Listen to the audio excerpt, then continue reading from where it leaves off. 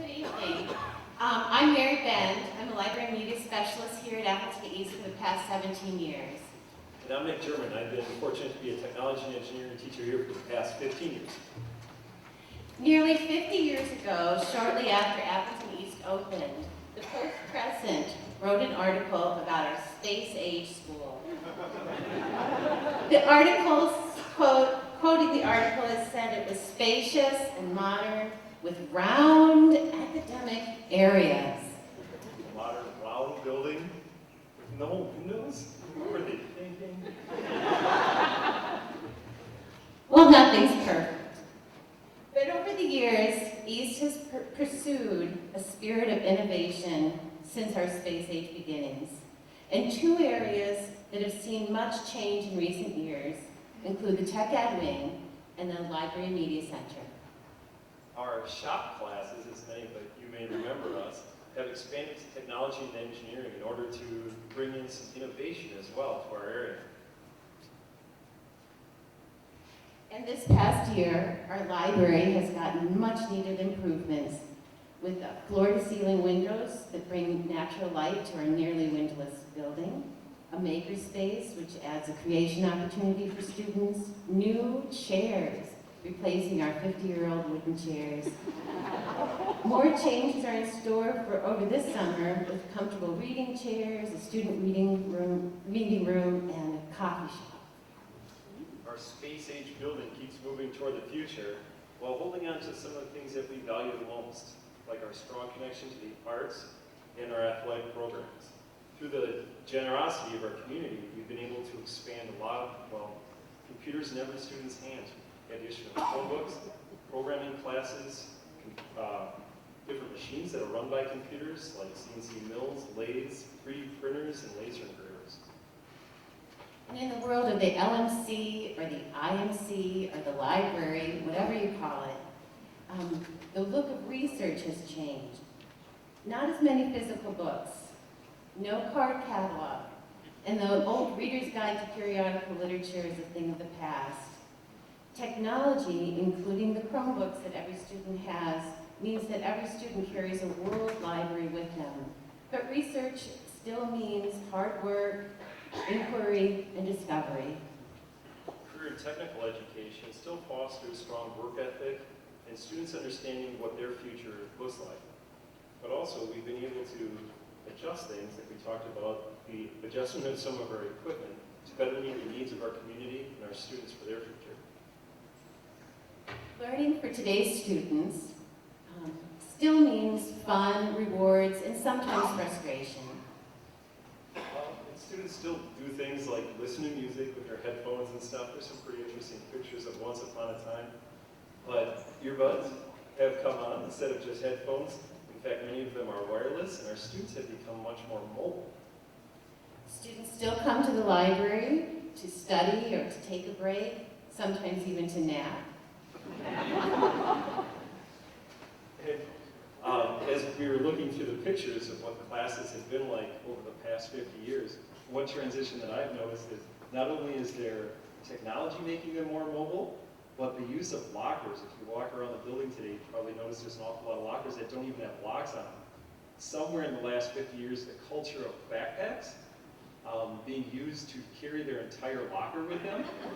At the end of the year, we still have students who have never used their locker the whole time, so that culture's changed a little bit. So a lot of people have backpacks. But you know what our space-age school did not have 50 years ago? It didn't have a robot. What's a space-age school without a robot? Well, Miss Ben, I'm glad you asked.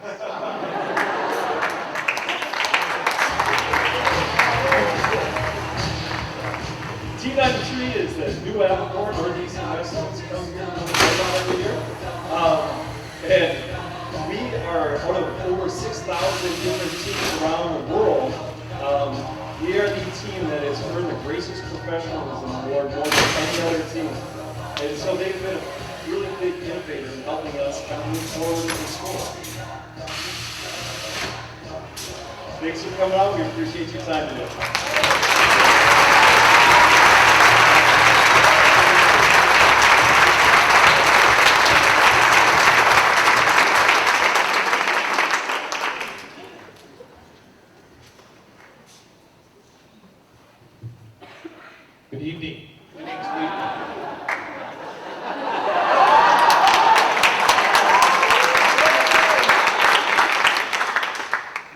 sitting out there saying, same haircut. Same here.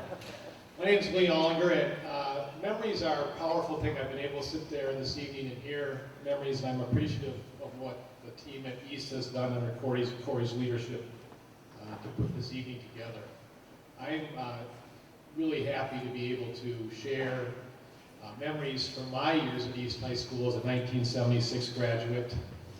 One of those memories, Dave Erickson mentioned it a little bit, is to be an Appleton East Patriot graduating in 1976, our nation's bicentennial. It was pretty special to be a Patriot, and that certainly covered our whole graduating year, the bicentennial year. That's a powerful memory. I also wanted to share with you, I had 3 sisters that went through East, and I asked them recently, I said I had a chance to say a few words, what would they like me to share with them? Some of their fond memories and maybe funny stories from their time at East High School. My sister Mary was a year ahead of me in the class of 75, and she can be glad she was a year ahead of me instead of a year behind me, and I'll get to that later. But she has very fond memories, she said, of my experience being in the marching band with Mr. Jacobs. Marching in the city parades was a lot of fun. The whole school was into square dancing because Mr. Hussey made it a blast. Some of us remember Mr. Hussey and square dancing. I do. My sister Ann, class of 79, one memory that will never diminish in her memory is how she froze her blank off during the Christmas parade in nylons and a short band skirt. Even 3 layers of nylons didn't cut the mustard, she says. Mr. Jacobs would never admit it was really that cold on the East practice field. But one Christmas parade, while his band waited on College Avenue, proudly he stood in front of his band with a smile and a little bit of a grimace on his face and announced loudly through his blowhorn, "Now this is cold." We all smiled and marched on. And finally, our youngest sister, Amy, who graduated in '84, some memories are going on the orchestra trip out to Colorado and cheerleading at the boys' state basketball tournament 2 years in a row. I didn't realize that. Most stunning memory for her, though, was that we had smoking doors for the students here at East High School back in those days. And we did. So on to my memories of East High School real briefly. I'm going to start with a few words. Railroad, plank, Manitowoc, Coop, Lake Park, State Park. Some of you will know those names. Now I'm going to get to how they're a memory for me, an important memory for me and who I am today. It was my sophomore year. In my pre-high school years, I had some promise, but I spent a lot of time as an administrative intern as I got to know principals from every elementary school I was at up through middle school. And my sophomore year at East didn't start too much differently than that. My best friend, who lived in our neighborhood, was on the cross-country team here at East, and he thought it'd be a good idea if I came out. So midway through the season, I came out my sophomore year. There was only 3 years of school at East at that time, sophomore, junior, and seniors, and joined the cross-country team, knowing a little bit about what I was getting into, but not a whole lot. We went on our warm-up run, which was around the golf course and back before the workout. I made it to Madison Middle School. Unfortunately, Coach Perez was nearby in a car, because that's as far as I made it, was to Madison Middle School. And I got a ride back. I think that was the extent of my workout that day. So things didn't start all that well, but Coach Perez stuck with me.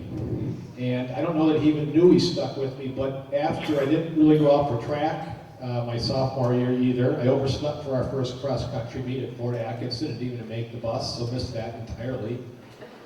So not a real auspicious start to my running career. And as I mentioned, I was a student that struggled a bit in terms of being focused in the classroom. Well, fast forward to after track season that year, and Coach Perez was taking a group of us, of runners, down to the Lakefront Marathon down in Milwaukee. And again, my best friend was going along. I figured I'll tag along on that. Well, I think the shortest distance you could run was the half marathon. And I don't think I had run over 6 or 7 miles before that, but I was 15, I could do it, right? And lo and behold, I did it. And about halfway through the run, I thought it started to feel pretty good. Fast forward later to the words that I talked to you, railroad, plank, Manitowoc, and Coop, because those were the roads that we ran on after school through all the winter months of the rest of my years at East High School. And that really shaped who I was, and those are special memories for me. Those roads on those days were truly country roads. As soon as you left the East Campus, you were essentially in the country when you headed out that way. And we spent many very, very cold winter days running out on those roads, and we didn't miss. So much so that I started out, like I said, 15. When I was 25, I finished 4th in the Atlanta City Marathon with a time of 2 hours and 30 minutes.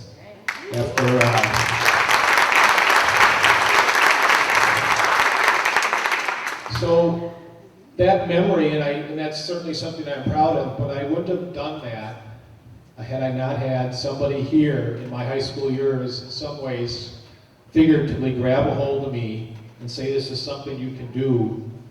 That brought focus to me. I took every science class they had to offer at East. I loved science, but that running allowed me to focus in science classrooms. I learned to write here at East High School.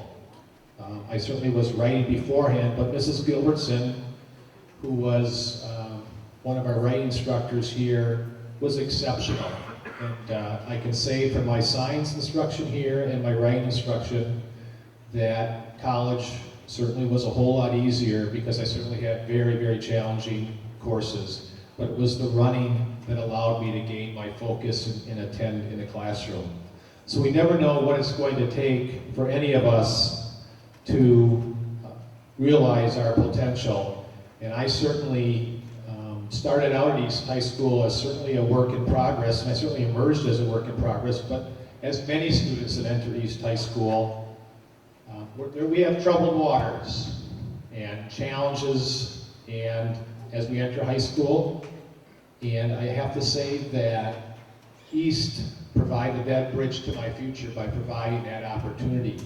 So it's through running and through academics. So it's with great pleasure that I get to conclude my remarks tonight by introducing Dan Van Sickle, Director of the Easterners, for what has become the staple for East graduations, very appropriately, Bridge Over Troubled Waters. Following this performance by the Easterners, there also is one more special message, and we'll watch that at that point. Thank you.